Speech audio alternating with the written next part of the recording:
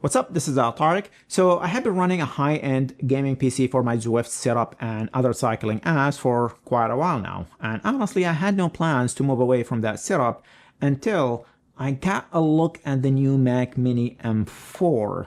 So in this video, I'm going to break down this incredibly compact computer and see if it can actually handle Zwift and other cycling apps. So let's dive in. So over the last week of October, Apple decided to drop a wave of updates across their Mac lineup, introducing the new M4 chip. And the Mac Mini?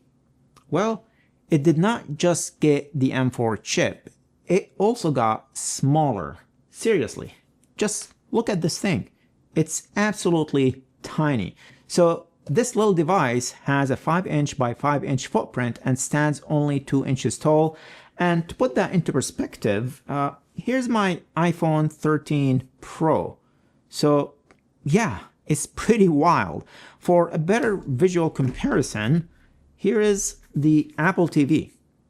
The Mac Mini is barely bigger than the Apple TV 4K. It's absolutely incredible. So in this tiny device, you'll find 3 Thunderbolts, an HDMI ports, and an Ethernet port on the back. And up front, you've got 2 USB-C 3 ports and a headphone jack. On the bottom, there are vents for the fans, and we have to talk about the most controversial feature, which is the power button. Yeah, it is hidden around the back corner. This is just Apple doing their Apple thing. They just believe that you hardly need to press the power button. So instead of removing it completely, they've made it inconvenient, or as inconvenient as possible, so you remember that rare moment when you do need to use it. So Apple didn't just shrink the Mac Mini, they made it incredibly powerful, whisper quiet, and just enjoyable to use. Best of all, it is affordable. The Mac Mini starts at $599 US, and if you are a student, it drops down to just $499 US. And honestly, this might be one of the best deals in tech right now, and Amazon is even already running deals on the Mac Mini M4, and I'll leave those links in the description if you decide to get yourself one. But I know someone from the Zwift PC group is probably going to come in here and claim that you can build a Zwift PC for a couple of dollars. And to that I say, no, you cannot. Sure, you might be able to throw something together cheaper, but it's not going to even come close to the capabilities of this Mac Mini. Or you might be able to build something even more powerful, but it won't be anywhere near as compact or as quiet or as cost effective as the Mac Mini. In fact, I'll go on record and say this. If anyone within the next 6 months can build something that matches the Mac Mini M4 in size, price, and capabilities, I think I'll shave my beard. There you have it. So the version I have here is the base model M4 Mac Mini, which starts at $599 US. And with that price, you are getting the base model equipped with the M4 chip, which is the 4th generation of Apple Silicon. Apple has bumped up the memory to 16 GB from the previous 8 GB, which is absolutely amazing. And you are also getting a 10-core CPU, a 10-core GPU, and 250 GB of storage.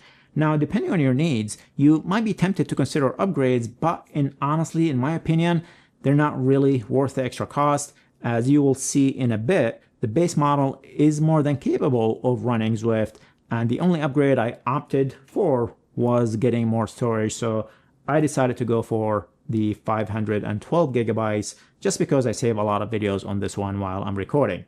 So this base model Mac Mini M4 is hooked up to 2 4K TVs that supports up to 120 Hz refresh rate.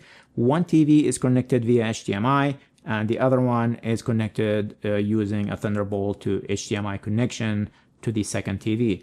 You could use 2 Thunderbolts to HDMI cables if you would like, but these are the 2 cables that I have and that's what I ended up using. Zwift also updated their app to support Apple's Silicon last year and optimizing it to run directly on Apple's custom ARM-based processors, and this means Zwift can fully take advantage of the performance and efficiency of Apple Silicon's architecture. So currently Zwift assigns the M4 chip a high profile for graphics, so just one tier below that ultra profile you would get with gaming PCs with dedicated graphic cards.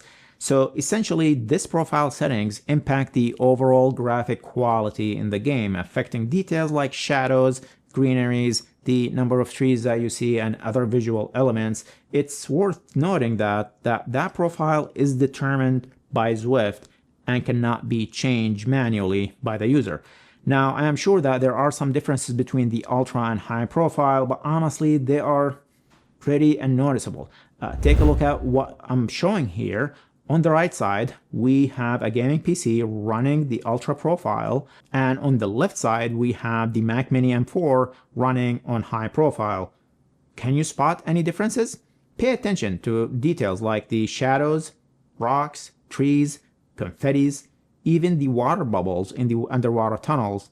So personally, I cannot see any noticeable differences. Can you? So you cannot change the profile, but the game resolution is a setting that you can adjust in the menu. This impacts how the graphics are rendered and affecting pictures, details, and pixels and the sharpness that you see.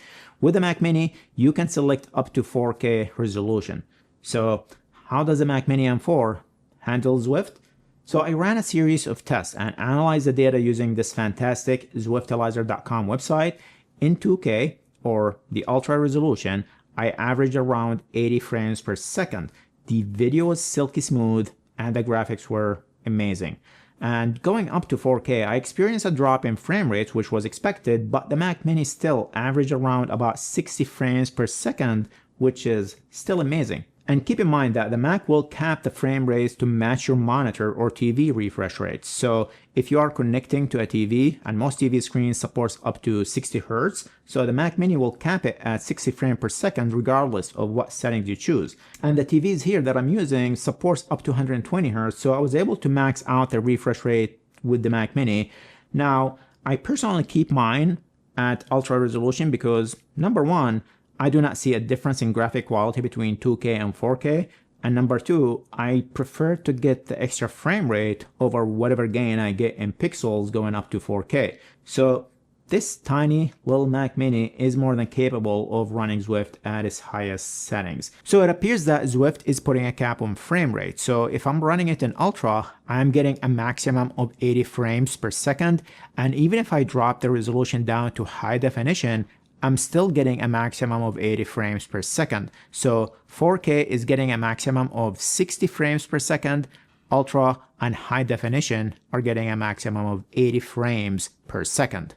Now, what about multitasking, like watching Netflix and using Zwift simultaneously? No problem, I tested that too, and there was no noticeable performance differences when running Netflix on one TV and Zwift on the other. I did not notice a drop in frame rate in either 4K or Ultra running Netflix or YouTube and Zwifting at the same time. And for those who like to mix things up, I also tested running Trainer Road alongside Zwift, alongside Netflix, and my Mac Mini handled all three beautifully. I did notice a drop in performance running all three together, but it was still averaging around 60 frames per second in ultra resolution. As for other apps, I tried my Whoosh, which is known to demand a ton of power, and it actually ran smoother on the Mac Mini than it usually does on my gaming PC. And for context, my Whoosh is capped at 30 frames per second on any device, but it runs flawlessly. Training Peaks Virtual also performed just fine without any issues. So this tiny little computer exceeded my expectations and I am super happy with it. The Mac Mini is the most affordable way to get into Mac OS, and it runs Zwift in 4K and other cycling apps like a dream. It's one of those impossible small computers we thought could not exist, but Apple just said, hold my beer or my water bottle, and delivered this incredible machine. So yeah, while the Apple TV is a fantastic entry-level option for indoor cycling, it does have its limitations like the number of Bluetooth connections and multitasking constraints.